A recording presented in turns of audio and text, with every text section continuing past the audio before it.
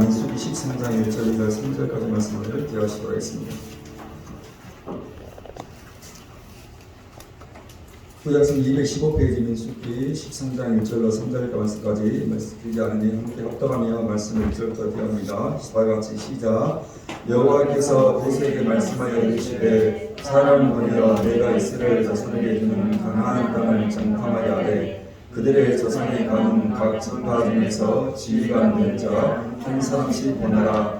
모세가 여호와의 명령을 따라 바람 광야에서 그들을 보냈으니 그들은 다 이스라엘 자손의 수령된 사람이라. 아멘. 우리는 종종 이 루비콘강을 건넌다라는 표현을 듣게 됩니다.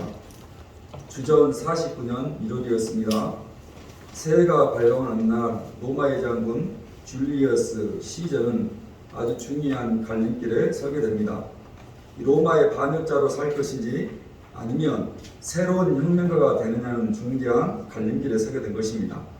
이 당시 로마는 시저와 또 시저의 딸을 아내로 삼았던 로마의 장군 폼페이우스 그리고 로마의 대부였던 크라수스와 함께 세 사람의 정치를 한다 해서 3두 정치를 진행하고 있었던 때였습니다. 이 3두 정치는 이 세 사람이 함께 모여 로마를 다스리는 정치 형태입니다.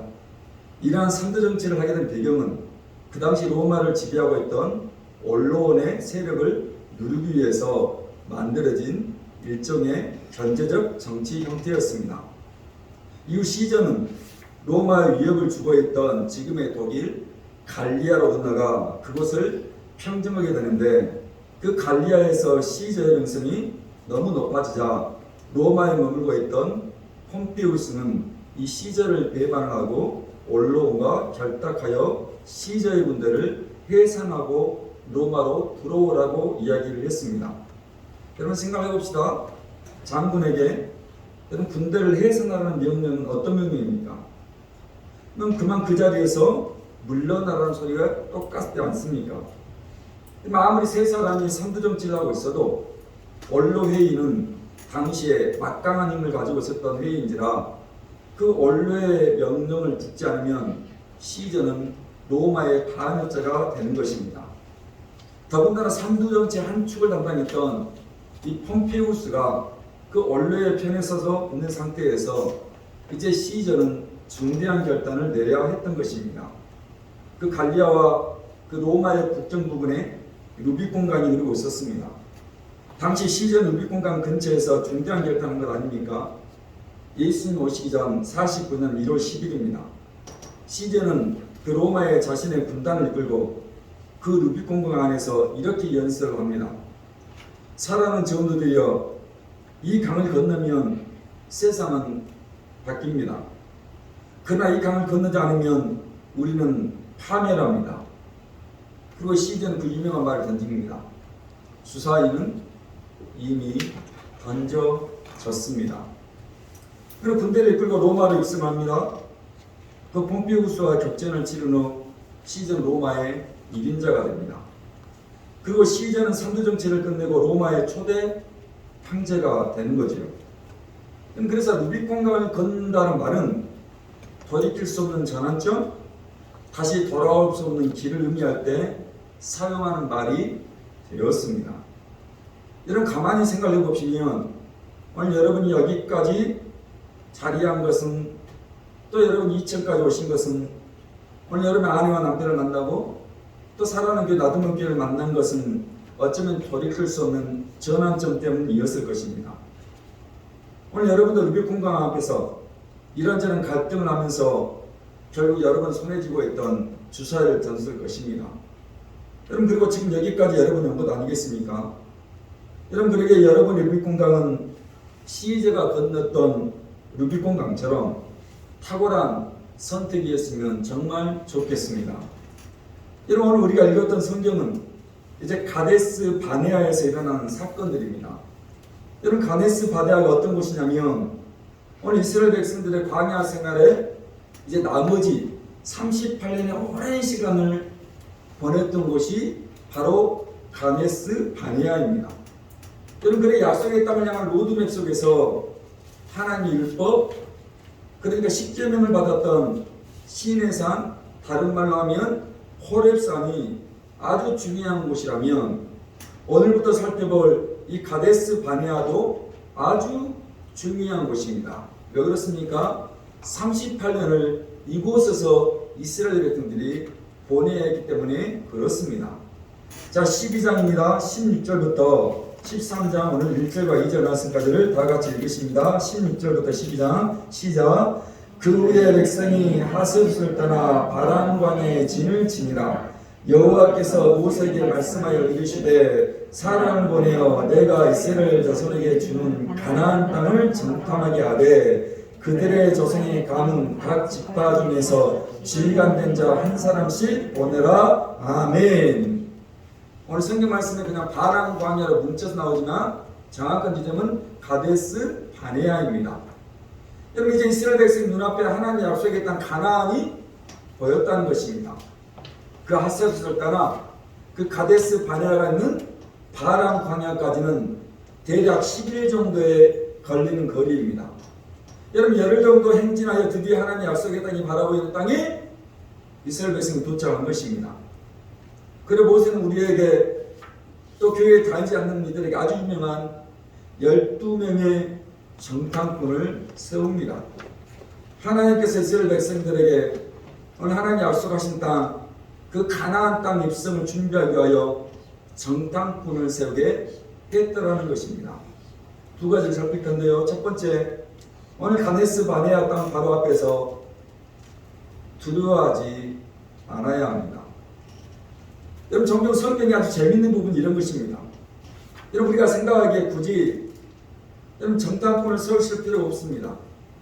여러분, 왜냐하면 하나님께서 이제까지 구름 기둥과 불 기둥으로 그들을 인도해 오셨고 이미 하나님이 약속하신 대로 오늘 그 땅을 주시겠다라고 하셨으니까 여러분 정탐꾼을 세워서 탐지할 필요가 없다는 것입니다. 그냥 우리가 말하는 대로 믿음으로 그 땅을 받기만 하면 되는 것입니다. 그냥 하나님 함께 하시면 여러분 그 약속의 땅인 가나안 땅에 들어가기만 하면 되는 것입니다. 그런데 굳이 하나님이 정탐꾼을 12명이나 세우게 한 것입니다. 이유가 뭔 줄 아십니까?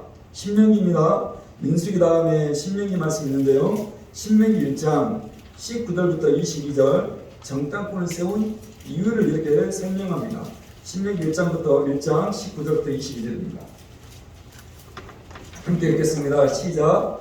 우리 하나님 여호와께서 우리에게 명령하신 대로 우리가 호렙산을 떠나 너희가 보았던 그 크고 두려운 광야를 지나 아모리 족속의 산지길로 가데스 바네아에 이른 때에 내가 너희에게 이르기를 우리 하나님 여호와께서 우리에게 주신 아모리 족속의 산지에 너희가 이르렀나니 너희의 하나님 여호와께서 이 땅을 너희 앞에 주셨은즉 너희 조상의 하나님 여호와께서 너희에게 이르신 대로 올라가서 차지하라. 두려워하지 말라, 주저 말라 한즉. 자, 그 다음 말씀 중요합니다. 시작. 너희가 다 내 앞으로 나와 말하기를 우리가 사람을 우리보다 먼저 보내어 우리를 위하여 그 땅을 정탐하고 어느 길로 올라가야 할 것과 어느 수로 들어가야 할 것을 우리에게 알리게 하자 하기에.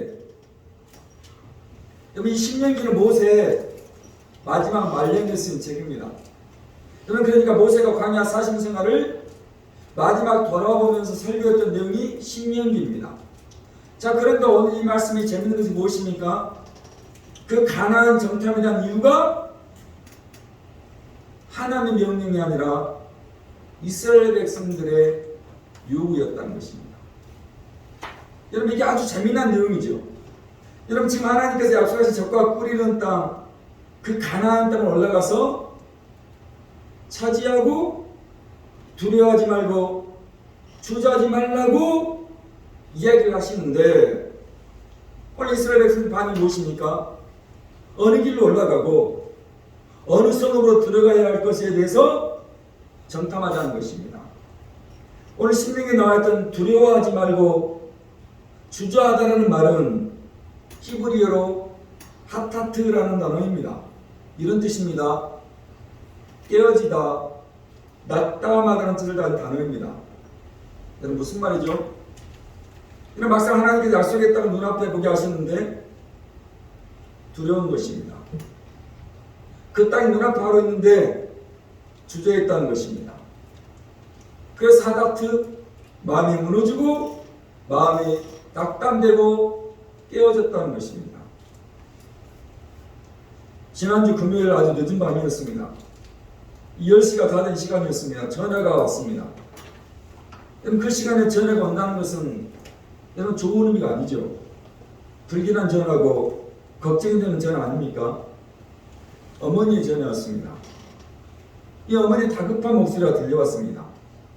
느닷없이 어쩐 자냐 어떤 자냐 연신 그러시면서 말씀을 못하셨습니다. 잠시 어머니를 진정을 시켜 무슨 일이냐고 했더니 어머니가 놔두었던 통장이 보이지 않는다는 것입니다. 어머니 혼자 알 수 있는 곳에 통장을 놔두었는데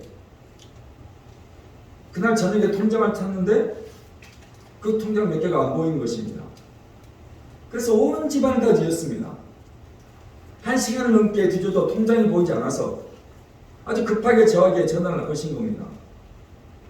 어떻게 하면 좋겠냐면서 누가 손을 댄 것 같다면서 연신 그러시는 것입니다.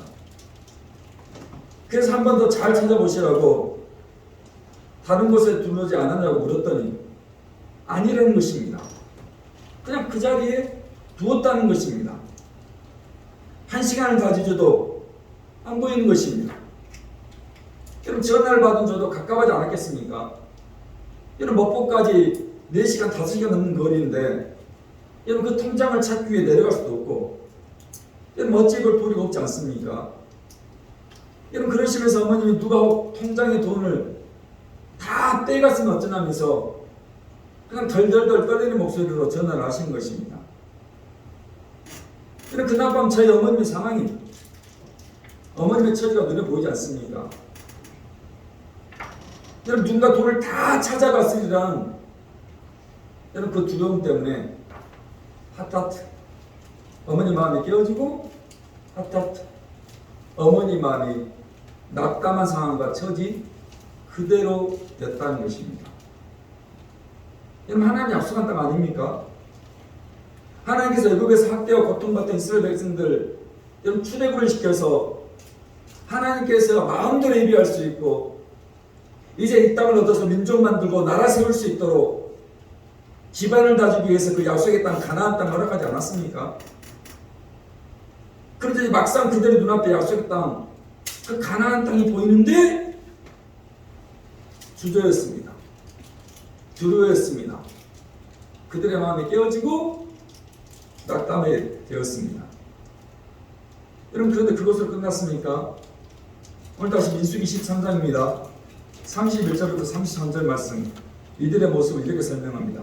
31절부터 33절입니다. 시작. 그와 함께 올라갔던 사람들은 이르되 우리는 이미 올라가서 그 백성을 치지 그들은 우리보다 강하니라 하고 이스라엘 자손 앞에서 그 정탐한 땅을 악평하여 이르되 우리가 두루도 아니며 정탐한 땅은 그 거주민을 삼키는 땅이요 거기서 본 모든 백성은 신정이 장대한 자들이며 거기서 네필 후손인 아낙 자손의 거인들을 보았나니 우리는 스스로 보기에도 메뚜기 같으니 그들이 보기에도 그와 여기 성경 네필임이라는 단어는 여러분 성경책에 기록되어 있죠. 각주 1번 거인 해가지고 이런 거인이라는 의미와 함께 약탈자, 침략자라는 의미의 단어입니다. 이런 몸도 장대한 거인인데 그들은 약탈자이고 침략자처럼 이스라엘 정탐꾼들이 보기에 무시무시했다는 것입니다. 그래서 말하는 거 아닙니까? 우리는 메뚜기 같다는 것입니다. 상대가 안 된다는 것입니다. 그들의 대적이 안 된다는 것입니다. 여러분 지금 이스라엘 백성들 문제가 무엇입니까? 여러분 그래서 성경은 이 장면에서 유명한 말이 등장하지 않습니까? 여러분 들어보셨죠? 메뚜기 컴플렉스라는 단어입니다. 이런 심리학적으로 메뚜기 컴플렉스 무슨 말입니까? 열등감을 나타낼 때 사용하는 말이 성경의 이 장면 때문에 생겨난 메뚜기 컴플렉스라는 말입니다. 눈이 작아 늘 아이들에게 멸치, 이 벨스 등의 논리를 망하고 이 열등감에 빠진 남학생이 아주 큰 마음 먹고 엄마에게 말했답니다. 엄마, 난 눈이 너무 작아 수술을 해야 되겠다는 것입니다. 엄마는 그런 아들을 바라보면서 네 눈이 어때서? 엄마 보기에 좋기만 한다면서 시장을 간다면서 나가셨습니다. 아들은 TV를 보고 있었습니다. 장에서 살거리를 마치고 돌아온 엄마가 그 아들을 보고 이렇게 말했습니다. 졸리면 들어가서 자야지. 여러분, 저도 이렇게 10년을 넘게 목회를 하면서 이 다양한 사람을 만나고 또 이야기를 해보면 가장 힘든 사람이 어떤 사람인 줄 아십니까? 이 열등감에 사로잡힌 사람들입니다. 이런 비교 대상이 자신보다 더 우월하다고 생각되는 순간 열등감이 밀려오지 않습니까? 우리 지난주 미디안과 아론 이야기에서 어쩌면 질투의 또 다른 이름은 열등감이기도 합니다. 그래서 열등감의 이 등자의 한자는 등수를 매긴다는 의미의 한자어를 사용하고 있습니다. 자꾸 저 사람과 나를 등수를 매기는 거 아닙니까? 저 친구와 나를 놓고 등수를 매깁니다. 저 집안과 우리 집안의 등수를 매기죠. 저 친구의 아들과 내 아들에게 등수를 매기는 것이고 저 친구의 남편과 우리 남편을 등수를 매깁니다. 근데 여러분, 그렇게 등수를 매겼는데 단 한 번도 저 친구보다 저 친구의 아들보다 우리가 등수가 높은 적은 한 번도 없었을 것입니다. 메뚜기 컴플렉스. 여러분, 우리 안에 그런 열등감이 그 두려움 때문에, 낙담 때문에, 깨어진 일 때문에 생기지 않습니까? 오늘 메뚜기 컴플렉스 열등감에 대한 내용을 준비를 하다가 너무 기막힌 해결책 하나를 보았습니다. 서장훈 씨가 이 고등학교 2학년 학생에게 하는 이야기였습니다. 이 길거리에서 서장훈 씨에게 이런 질문을 하고 서장훈 씨가 그에 대한 답을 하는 프로그램이었습니다. 이 고등학교 2학년 학생이 서장훈 씨에게 질문을 합니다. 자신은 고등학교 1학년 때까지 최선을 다해서 공부를 했다는 것입니다. 그러한 기대감 속에 1학년 1학기, 2학기, 그리고 2학년 되면서 자꾸 부담감으로 바뀌더라는 것입니다. 그러다 보니 자신보다 더 잘하고 있는 같은 반 친구들에게 열등감을 느끼고 패배의식을 느끼고 있다는 것입니다. 오히려 학년에 올라갈수록 자신이 더 작아지게 보이고 있다는 것입니다. 그러면서 그런 자신에게 냉정하게 조언을 해달라는 것입니다. 여러분, 그래도 기특한 친구 아닙니까? 냉정하게 어떤 소리에도 귀를 기울여 듣겠다는 건 아닙니까?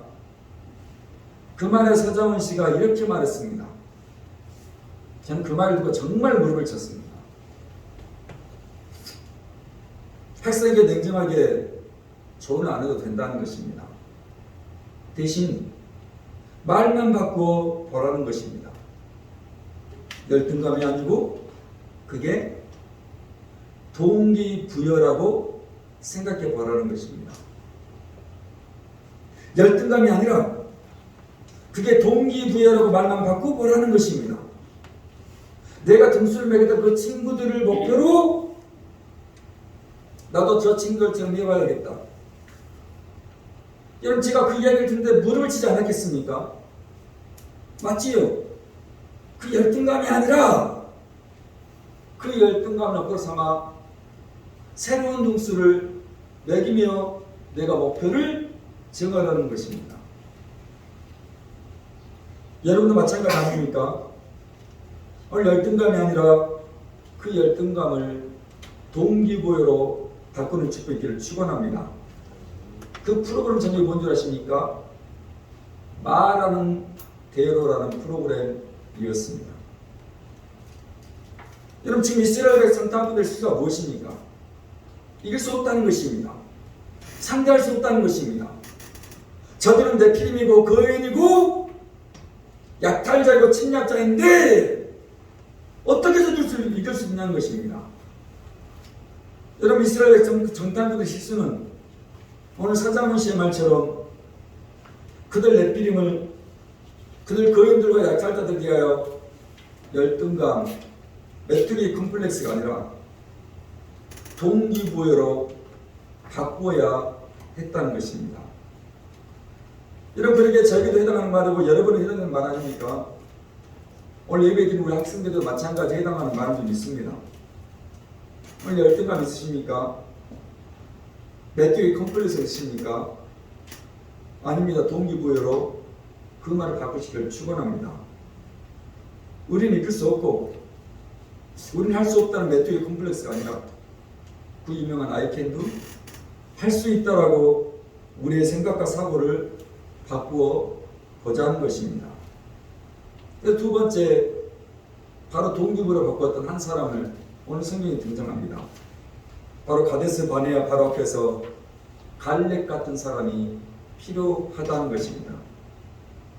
여러분, 왜 지금 이스라엘 선탄꾼들에게 그 두려워하는 마음이 하타트 깨어지고 낙담하는 마음이 생긴 것입니까? 아마 어쩌면 400년 동안 그 애고의 종살이를 하면서 아마 그들은 이미 노예 근성이 몸에 배어 있는지도 모르겠습니다. 자신도 알지 못하게 무언가를 스스로 해보겠다는, 할 수 있다는 의지가 없은지 모릅니다. 그래서 두려워하는 마음이, 그리고 주저하는 마음이, 그리고 깨어지고 낙담하는 마음이 그들의 전부를 감쌌는지도 모르겠습니다. 근데 문제는 이러한 노예 근성이 그 40년 광야에서만 내내 반복이 되었던 것입니다. 계속해서 그들은 두려워하고 주저하고 낙담했다는 것입니다. 여러분, 신명기 14장 보실래요? 14장 29절 30절에 이런 그만큼 말씀이 등장하는 겁니다. 29절 30절 14장 다같이 시작. 너희 십제가 이 광야에서 엎드러질 것이라. 너희 중에서 20세 이상으로 계수된 자 곧 나를 원망한 자 전부가 여분네 아들 갈렙과 눈의 아들 여호수아에는 내가 맹세하여 너희에게 살게 하리라 땅에 결코 들어가지 못하리라. 여러분, 기가 막힌 말씀 아닙니까? 여러분, 어쩌면 하나님께서 20세당 이상 된 그 광야 1세대를 다 죽이신 이유는 그러한 노예 근성, 두려워하고 깨어지고 낙담했던 이런 1세대의 이 불신앙적인 노예 근성을 없애기 위함인지도 모릅니다. 그들을 그 광야에서 다 죽여버립니다. 할 수 있다는 의지, 해보겠다는 의지, 그 동기부여가 되지 않은 1세대보다는 그런 노예 근성이 없었던 오늘 사모님의 기도처럼 다음 세대에게 이 약속의 땅에 대한 영광을 하나님이 주신다라는 것입니다. 그래 부탁합니다. 우리 안에 두려워하는 마음과 낙담하는 마음과 메뚜기 콤플렉스에서 여러분들이 자유함이 있고 이겨내시기를 축원합니다. 오늘 하나님께서 우리에게 약속한 땅이 어디입니까? 여러분, 바로 눈앞에 그 가데스 바네아가 보이지 않습니까? 그 땅을 바라보고 그 가데스 바네아에서 발을 들여놓지 못할 수도 있다는 것 아닙니까? 여러분, 그러한 실수를 하지 않도록 우리는 우리 안에 있는 그 두려움들과 주저함들을 버리라는 것입니다. 바로 누구를요? 오늘 3절에 그 이야기를 우리에게 해준 것입니다. 3절 말씀입니다. 민수기 13장 30절 다같이 시작. 갈렙이 모세 앞에서 백성을 정하게 하고 이르되 우리가 곧 올라가서 그 땅을 취하자 능히 아멘. 여러분, 그러한 두려움과 낙담 속에 메뚜기 콤플렉스 열등감에 사로잡혀 있던 이스라엘 백성을 향하여 의분이 일어선 한 인물이 있었습니다. 갈렙이었습니다. 여러분, 우리가 알듯이 12명의 정탐꾼 중 여러분 10명의 정탐꾼은 방금 말했던 부정적인 복을 했습니다. 그러나 그 이야기를 듣고 갈렙이 말하는 것입니다. 갈렙이 외치는 것입니다. 우리가 올라가서 그 땅을 취하자는 것입니다. 오늘 서장훈 씨의 말처럼 그 갈렙은 동일한 상황, 그 동일한 내용, 동일한 형편을 메뚜기 컴플렉스가 아니라 열등감이 아니라 동기부여로 바꾸어 이야기를 하는 것입니다. 웃기는 소리 하지 말라는 것입니다. 우스운 이야기 하지 말라는 것입니다. 그 부정적인 이야기 하지 말고 더 이상 열등감에 빠져 메뚜기 컴플렉스에 빠져 살지 말라는 것입니다. 알지 않습니까? 오직 갈렙과 여호수아만 죽지 않고 그 약속의 땅을 들어가지 않습니까? 여러분, 이 갈렙의 이름의 뜻이 무엇인 줄 아십니까? 개라는 뜻입니다. 여러분, 개는 이스라엘 사람들에게 아주 부정적인 동물입니다. 그런데 갈렙의 아버지가 갈렙에게 개라는 의미의 이름을 지어주었습니다. 여러분, 우리가 잘 알고 있듯이 그 야베스의 기도로 유명한 야베스의 이름의 뜻이 무엇이라고요? 고통이라는 뜻 아닙니까? 여러분, 그렇다면 갈렙도 그렇고 야베스도 그렇고 그렇게 좋은 이름의 의미가 아닙니다. 분명 친구들 사이에 놀림의 대상이 되었을 것이고 분명 그 이름 때문에 마음이 상한 일들이 많았을 것입니다. 이 라디오를 듣는 중에 이런 CF 광고가 들려왔습니다. 특별한 날에만 입는 옷이 아니라 내가 입으면 특별한 옷이 되니까. 여러분, 우리는 특별한 날에만 입는 옷이 있습니다. 여러분, 그런 옷들은 대개 기십만 원 이상 하는 옷들 아닙니까? 정말 특별한 날 아니고는 입지 않는 것 아닙니까? 근데 광고는 말합니다. 역으로 생각해 보라는 것입니다. 내가 입으니까 그 옷이 특별한 옷이 된다는 것입니다. 너무 근사한 CF의 한 토막 아닙니까? 여러분, 개라는 이름은 정말이 특별한 옷이 아닙니다. 정말 부모가 어떻게 그런 이름을 지어주는지 이해가 되지 않습니다. 여러분, 그러나 개라는 갈렙과 고통이라는 야베스는 그들의 이름을 특별한 옷이 되게 했다는 것입니다. 갈렙이 야베스가 그 옷을 걸치는 순간 오늘 그 이름들은 21세기 기독인들에게 아주 유명한 특별한 이름으로 바뀌어 있었습니다. 여러분, 개로 불려지는 갈렙은 그 하나님 약속하신 그 땅을 취하자고 믿음으로 고백한 것입니다. 여러분, 갈렙 역시 가나안의 원주민이었던 이들이 네피림이고 약탈자이고 습격자이며 그인 줄 알았습니다. 쉽게 이기지 못할 것도 알았을 것입니다. 그러나 그의 눈은 그 너머에 계시는 하나님을 향했다는 것 아닙니까? 하나님의 약속을 붙잡았다는 것 아닙니까? 그래서 그는 용기 있게 명명스럽게 그 땅을 취하자고 이길 것이라고 믿었던 것입니다. 여러분, 이러한 모습이 한 번 더 등장합니다. 여러분, 구약성경 페이지 341페이지 여호수아입니다. 여호수아서 14장입니다. 말씀 좀 길지만 다 같이 읽으셔야 됩니다. 7절부터 12절까지 여호수아 4장 7절부터 12절입니다. 함께 다 같이 시작. 내 나이 40세 여호와의 종 모세가 가데스 바네아에서 나를 보내어 이 땅을 정탐하게 하였으므로 내가 성실한 마음으로 그에게 보고하였고 나와 함께 올라갔던 내 형제들은 백성의 간담을 높게 하였으나 나는 내 하나님 여호와께 충성하였으므로 그날에 모세가 맹세하여 이르되 내가 내 하나님 여호와께 충성하였은즉 내 발로 밟는 땅은 영원히 너와 내 자손의 기업이 이제 보소서. 여호와께서 이 말씀을 모세에게 이르신 때로부터 이스라엘이 광야에서 방황한 이 45년 동안을 여호와께서 말씀하신 대로 나를 생존하게 하셨나이다.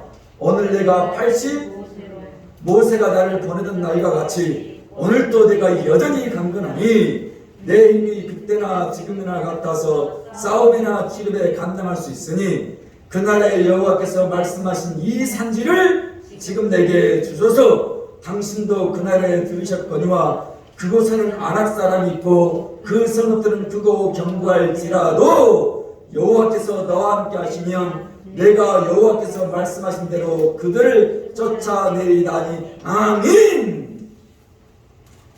여러분, 그러니까 민수기의 말씀에 등장했던 갈렙의 나이가 40살입니다. 그리고 오늘 여호수아에 등장했던 갈렙의 나이는 85세입니다. 여러분, 그 나이 여전히 개 같은 갈렙은 그 하나님의 약속 말씀을 믿고 45년 전에 가데스 바네에서 약속하신 그 땅, 그 산지 달라는 것입니다. 여전히 그 땅에 아낙 사람이 있고 그 성읍이 크고 견고할지라도 내 나이 85이지만 충분히 그 땅을 찾아낼 수 있다는 것입니다. 이유가 무엇입니까? 내가 믿는 하나님, 내가 고백하는 하나님, 내가 소망하는 그 하나님이 나와 함께 계시기 때문이라는 것입니다. 이 영광의 축복이 여러분과 있기를 축원합니다. 이 영광의 고백이 오늘 우리 가운데 있기를 축원하는 것입니다. 여러분, 그 늦은 밤에 두려움과 낙담 속에 걸려온 어머님의 전화를 받고 해결책을 찾아보았습니다. 여러분, 그런데 그 밤에 더군다나 그날의 금요일 밤이었으니 여러분, 토요일과 주일이면 은행 창구의 문도 열지 않고 시간이 흘러가게 생겼습니다. 여러분, 그러다 통장을 잃어버렸다고 사고 신고를 하기로 했습니다. 막상 사고 신고를 해도 지금 통장에 돈이 어떻게 된 상황인지 어머님 연신 가슴이 떨리고 낙담이 되어 있었습니다. 그런데 사고 신고를 하기 위해 ALS 연결해도 여러분 아는 것처럼 통장 번호를 모르면 방법이 없습니다. 그 여든이 다 되신 어머니가 통장 번호를 알고 계시겠습니까? 한 번도 신경 써서 생각하지 않았던 일이라 통장 번호를 기억하지 못하고 계셨습니다. 그러니까 시간이 흐르고 애는 내도록 타들어간 중이었습니다. 갑자기 찾았다면서 사모님의 들뜬 목소리가 들려왔습니다. 우리 첫째 이래가 태어나고 먹고 어머님 댁에서 1년을 키웠습니다. 그때 사모님이 어머니께 용돈을 보내드린 어머님의 통장이 그 통장입니다. 여러분 24년이 지난 통장입니다. 근데 사모님이 그 통장 번호를 기억했는 것입니다. 그 24년 전에 그 통장 번호를 기억을 했습니다. 그리고 ALS에 전화를 걸어서 현재 통장 상태를 확인을 했습니다. 다행히 돈이 빠져나가지를 않았습니다. 누가 손을 대지 않았다는 건 아닙니까? 그러니까 어머님이 다른 곳에 두고 그 연세에 이제 찾지를 못한 것입니다. 어머니께 말씀드렸더니 어머니 첫마디가 무엇이었겠습니까? 아이고 다행이다. 아이고 다행이다. 이제 한시름 낫다였습니다. 어머니보다 두려움들이 낙담과 낙심이 그렇게 끝나버렸습니다. 어머니가 전화를 끊고 사모님 제게 그러는 것입니다. 여보 나 대단하지?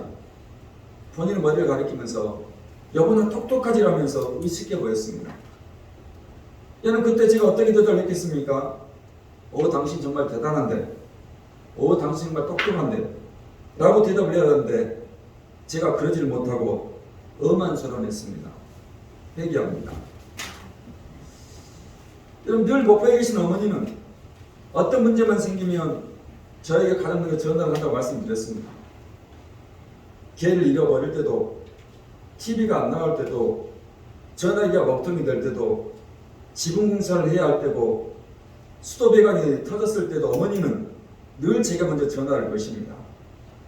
그러니까 통장을 잃어버렸다는 것을 알고 그 밤 1시간 동안 온 집안을 뒤지며 통장을 찾아 헤매던 어머니에게 그 낙담의 시간, 두려움의 시간이었을 것입니다.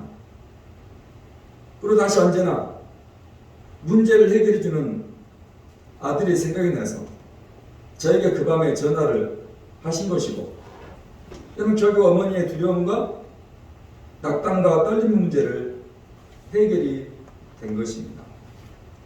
오늘 그 마지막 말씀을 우리 함께 살필 때 구약 성경 832페이지입니다. 시편 40편 5절의 말씀이 이번 한 주 동안 여러분 사시면서 이 약속의 말씀 붙들고 여러분 인생을 살아내시면 좋겠습니다. 시편 43편입니다. 40편 5절입니다.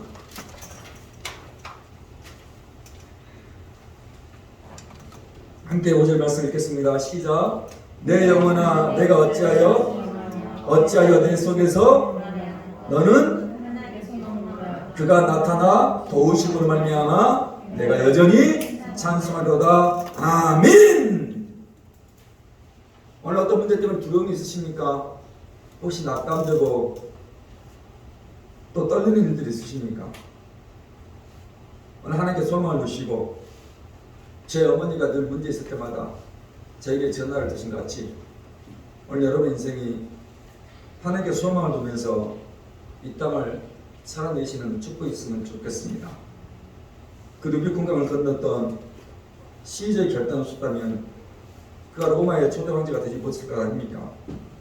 마지막 하나님 주신 주사에 있다면 그 두려움 속에서 낙담과 떨리는 순간에 주사위를 던지고 우리 갈렙처럼 여호수아처럼 용기 가지고 그 땅을 향한 걸음을 변함없이 내딛기를 주님의 이름으로 축원합니다. 오늘 주시는 찬양은